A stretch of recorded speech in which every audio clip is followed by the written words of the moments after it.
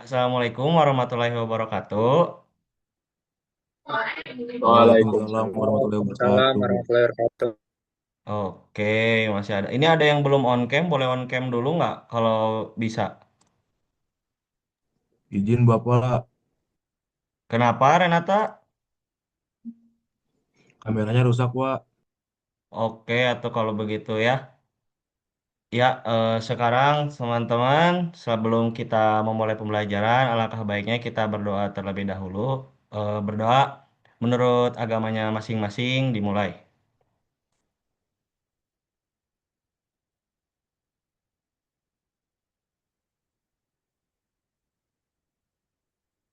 Berdoa selesai? Oke, teman-teman. Kali ini kita masuk lagi ke pelajaran micro teaching ya. Teman-teman sekalian, eh, micro teaching udah sampai mana pembelajarannya? Mungkin sama guru-guru yang lain, ada yang mau memberitahukan? Tadi ini Pak, Banyak entrepreneurial. entrepreneurial, deep learning, SDGs, digital mind mapping, Anu sih, banyak Pak. Wah, banyak banget ya. Udah berapa guru itu? banyak Pak. 2 minggu Pak. Mantap, mantap lah. Oke, sekarang mungkin untuk micro teaching kali ini Bapak akan membahas mengenai penerapan model SAMR dalam micro teaching untuk meningkatkan inovasi pedagogis digital. Nah, sebelum itu kan eh, kalian mungkin udah ada yang tahu belum SAMR itu apa? Belum Belum Pak. Pak. Belum. Jadi intinya SAMR itu mengenai tentang inovasi dalam pembelajaran yang berhubungan dengan teknologi. Kenapa sih kita harus belajar ini? Karena sekarang kan dunia pendidikan itu udah mulai bergerak menuju transformasi digital ya, di mana guru-guru itu harus mengintegrasikan teknologi ke dalam proses pembelajarannya. Namun kan sekarang tuh teknologi tuh masih bersifatnya tuh pengganti ya, bukan sebagai benar-benar merubah cara guru dalam mengajar gitu. Nah, untuk itu diperlukan kerangka yang membantu guru untuk mengukur sejauh mana teknologi benar-benar bisa meningkatkan kualitas pembelajaran. Salah satunya melalui model SEMR ini. Nah, sekarang kita lanjut ya. Nah, di sini ada pertanyaan apa itu? Ada yang bisa baca? Pertanyaannya apa?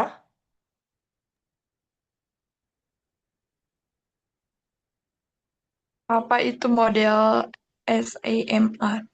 Nah, sekarang kita akan membahas mengenai apa itu model SAMR. SAMR itu, S-nya itu kepanjangannya itu adalah substitution atau pengganti, di mana teknologi itu menggantikan alat tradisional tanpa perubahan fungsi.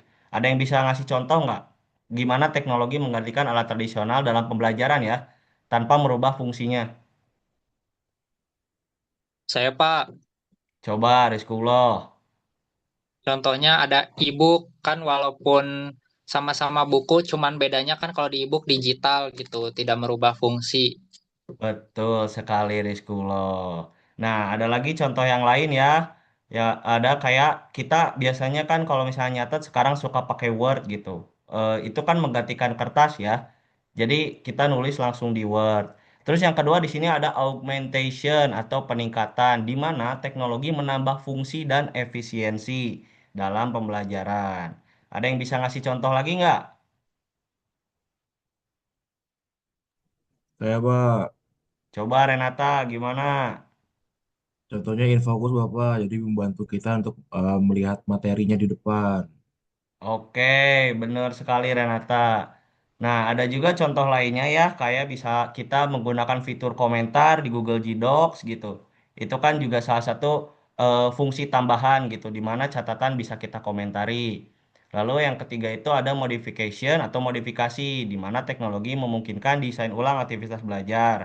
Ini mungkin contohnya itu ketika siswa berkolaborasi gitu, secara real time dalam dokumen online mungkin.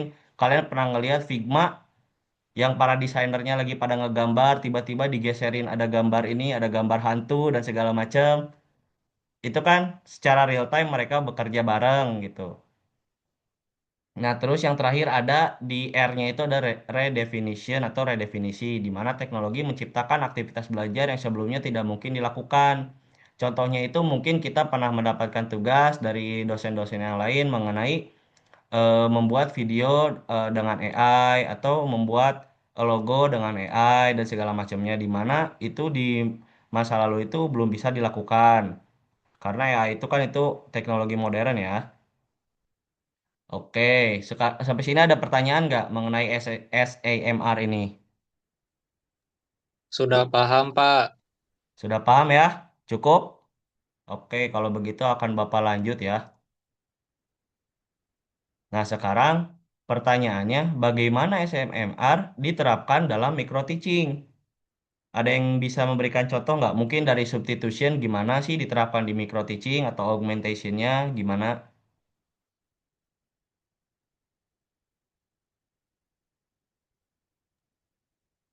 Contohnya, Pak, saya, Pak, contohnya kan kalau dulu kita pakai buku, tapi sekarang kita pakai PPT gitu. Terus dengan PPT itu kita digunakan untuk memperlihatkan gitu materi yang dibahas di micro teaching.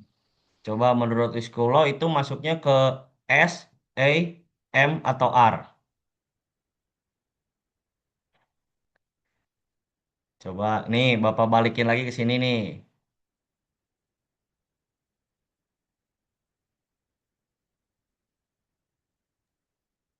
Modification bukan, Pak. Kurang tepat, tapi yang benar itu kalau misalnya kita menjabarkan melalui PPT dan segala macam, itu lebih masuknya ke substitution, di mana si PPT itu hanya menggantikan papan tulis gitu, tidak menggantikan sepenuhnya. Lalu bagaimana kalau augmentation? Contohnya dari augmentation itu kalau di kelas micro teaching kita bisa menambahkan kayak fitur-fitur interaktif seperti quiz online, seperti Kahoot, dan Quizizz. Lalu kalau modification mungkin mahasiswa mendesain pembelajaran kolaboratif via Google Workspace atau Padlet. Lalu kalau redefinition ya di kelas micro teaching biasanya yang mengintegrasikan AI tools seperti ChatGPT, Canva Magic Design, Flip untuk menciptakan pengalaman belajar yang baru. Nah, sekarang kita masuk ke pertanyaan berikutnya. Mengapa SAMR penting untuk calon guru? Coba ada yang mau ngasih dulu nggak insight-insight menurut kalian kenapa sih SAMR penting untuk calon guru?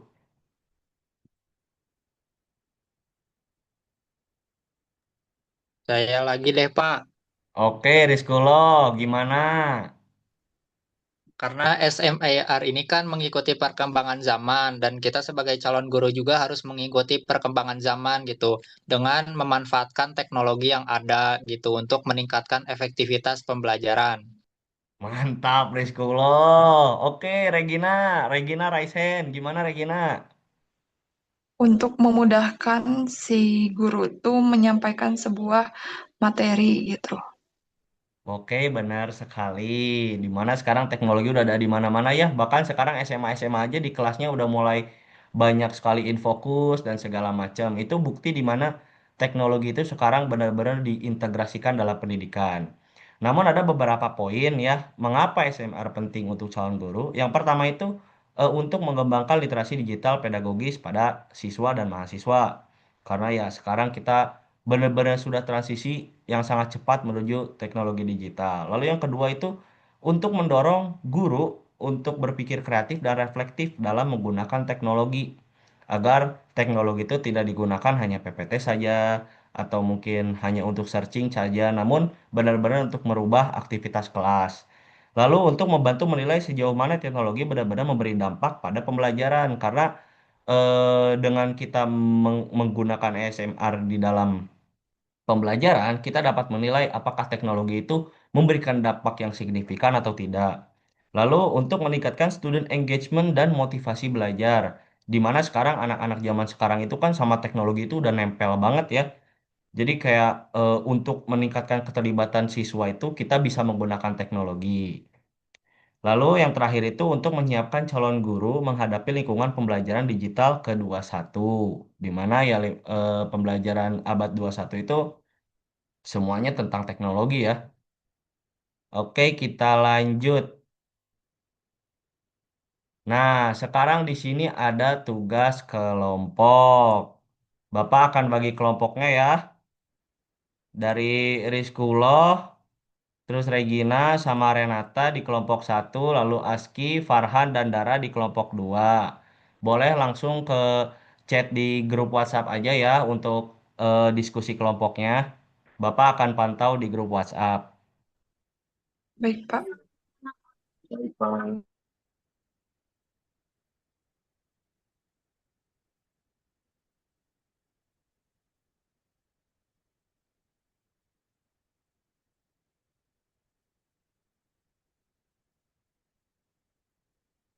Waktunya 1 menit ya guys. Ini sebentar kok. Siap. Kalau ada apa-apa boleh ditanyain ke Bapak.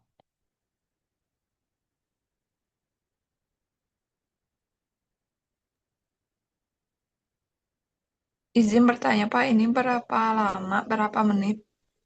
1 menit, Egin, Regina. Ya, baik. Terima kasih, Bapak.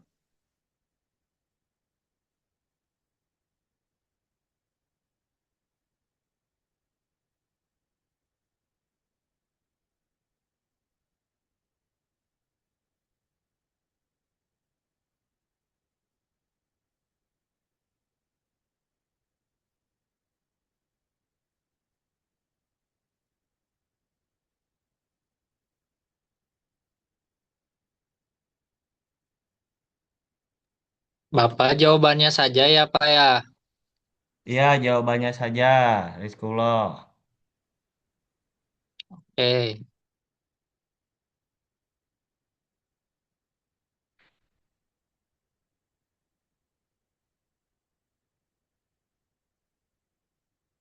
Oke, udah 1 menit ya guys ya, teman-teman.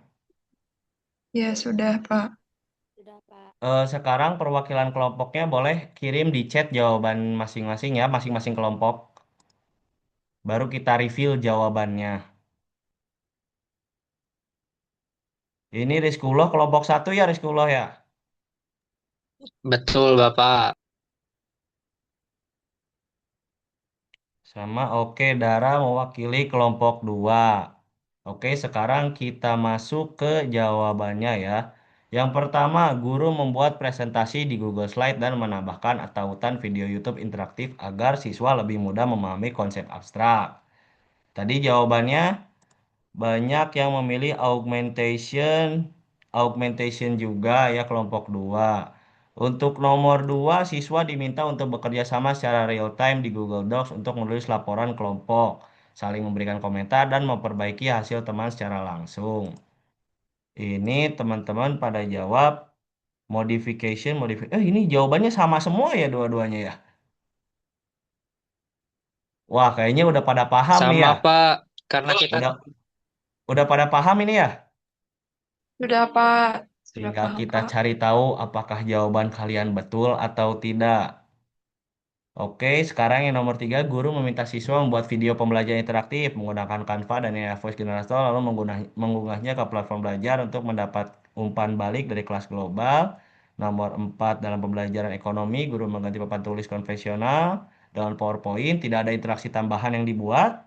Lalu yang kelima, mahasiswa seorang guru menggunakan Quizizz untuk membuat latihan interaktif yang dapat langsung menampilkan skor. Dan jawabannya adalah oke, jawaban satu augmentation. Kelompok satu benar, kelompok dua benar. Oh, ini sama semua ya. Yang kedua, modification belum, Bapak. benar. Yang ketiga, redefinition benar. Yang keempat, substitution benar. Dan kelima, augmentation lagi. Wih, udah pada paham ini. Tepuk tangan dulu lah tuh buat kita semua. Tepuk tangan, tepuk tangan. Jangan lupa tepuk tangan. Mantap, mantap. Oke, sekarang kita next. Oke, mungkin pembelajaran hari ini sampai di sini. Ada yang mau memberikan rangkuman nggak sedikit tentang pembelajaran hari ini apa saja? Saya, Pak. Oke, Regina, Bahwasanya, gimana? baik, kesimpulannya bahwasanya kita tuh harus mengikuti perkembangan zaman. Daripada itu kita harus juga mengenal apa itu teknologi agar bisa memudahkan, apalagi untuk dalam micro teaching memudahkan dalam pembelajaran seperti itu, Pak. Oke, baik sekali Regina. Ada lagi?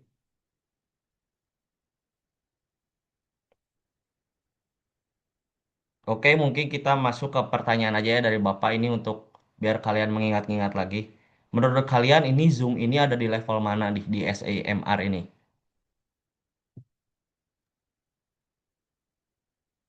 Ada di augmented.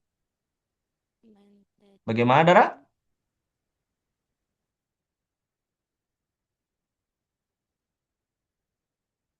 Ya, untuk Zoom ini mungkin di sini itu kita hanya menggantikan kelas saja ya, tidak ada tambahan lain-lain. Jadi kita asumsikan ini sebagai substitution. Namun bisa juga dijadikan sebagai augmentation, tergantung bagaimana kalian menggunakannya.